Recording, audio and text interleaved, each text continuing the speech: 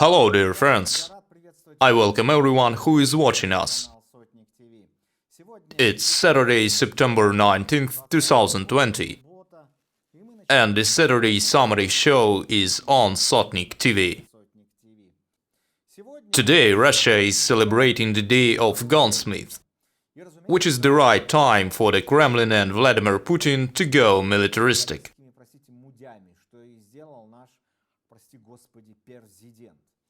Under any unpleasant circumstances, when another portion of sanctions is looming on the horizon, the Kremlin may turn any date into the Day of Gunsmith and begin saber-rattling.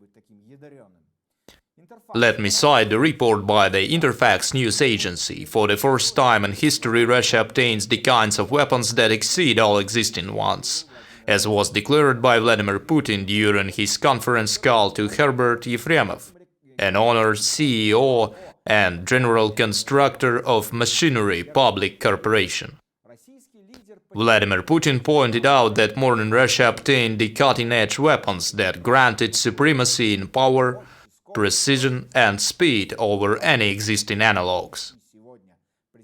He stated that no other country in the world obtained such weapons. End of quote. There are no analogues. Those are the favorite words of Vladimir Putin.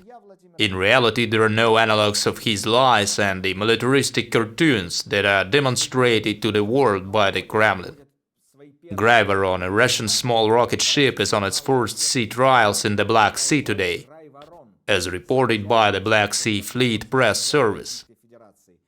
The vessel's navigation and communication tools, steering gear, seaworthy and power units are to be tested during the trials. Gryvarone is to become the fourth small rocket ship of the Black Sea Fleet that will be armored with SSN-27 Sizzler cruise missiles. This ship is the eighth unit of the upgraded series Buyan-M. End of the quote. So the Kremlin is offering cannons, tanks, warships and cruise missiles instead of bread, butter, meat and the rest of the useless crap. Why would Russians need food when their chief offers heaven? Here's another interesting story. A significant number of mercenaries are drafted in social networks.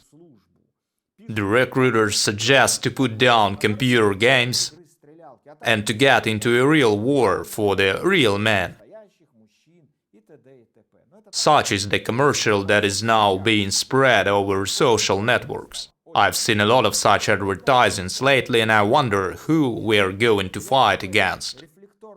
Or may the system be wishing to draft as much cannon fodder as possible? Vladimir Putin remains at power, which means guaranteed war against several possible enemies. Today Russia is at war in Ukraine and Syria.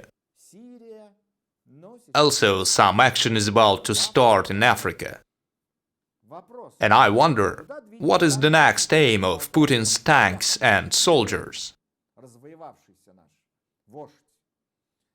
Meanwhile, the headline inflation in Russia is reaching 21% as of today. This number indicates the average price increase for basic necessities during the past year. The prices of some goods may have increased less and of others more, but the average number is 21.5%. Prices grow constantly, while wages don't. The real income of the population drops day by day. More and more Russian families are now facing the following choice. They can either buy food for their children or pay the utility bills. What changes are coming for the protest and the opposition movement in Russia? I've discussed this with Alina Vitukhnovskaya, a writer and politician. What do you think about the idea of nominating Alexey Navalny for the Nobel Peace Prize?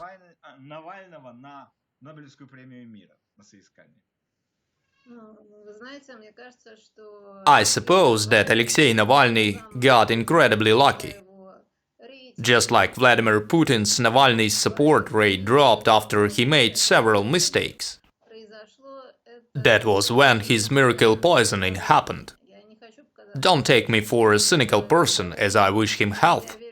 I believe that was a real poisoning rather than some setup. Still, I don't think that the order was given by the Kremlin. I guess he was poisoned by some people from the region, after he pried into their business. Those people could have assassinated him without consulting with the Kremlin, which made the Kremlin look foolish. Accepting the theory by the authorities means that they can't control the country. The whole story reminds me of a Russian fairy tale. Alexey Navalny was busy investigating corruption, when suddenly he got into this German hospital, and soon he got well after being poisoned. Now he is nominated for the Nobel Prize and receives enough support to become the next president of Russia. Frankly speaking, this story seems a bit too fantastic to me. I think that during these days we're entering into something more than the age of the post-truth. It feels like the age of total lies and propaganda never seen before. I'm not talking about a particular country. The entire world is entering into this age. It looks like everyone colluded without even knowing this. It just happened. So there was no particular plan of poisoning Alexei Navalny. Everything happened spontaneously. Still, a lot of resources were invested in Mr. Navalny. So the investors didn't wish to lose him. They decided he should come out of this story as a new president, despite any possible damage to his reputation. However, it looks quite strange from the perspective of logic and common sense.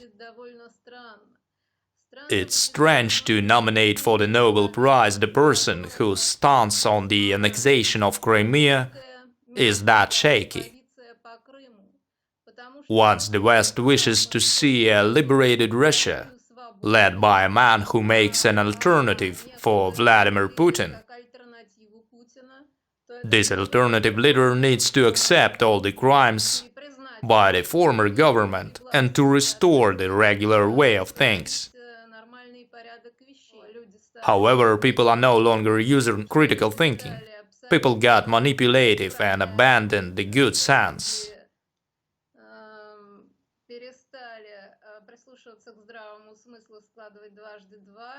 Of course, there were lots of erroneous ideas in Russia back in the 90s.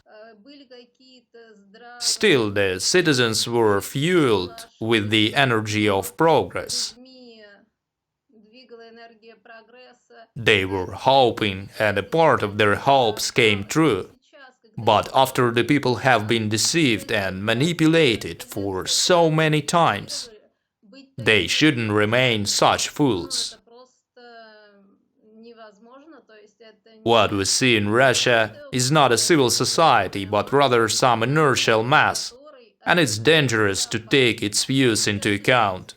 We're about to witness the opponents of Alexei Navalny turn into his supporters. Navalny has no political agenda. His answers to the clue questions, including Crimea, are indistinct. So, if he gets nominated for the Nobel Peace Prize, the name should be changed to the War Prize. Everything that happened in the territory of Russia under Vladimir Putin was a war crime.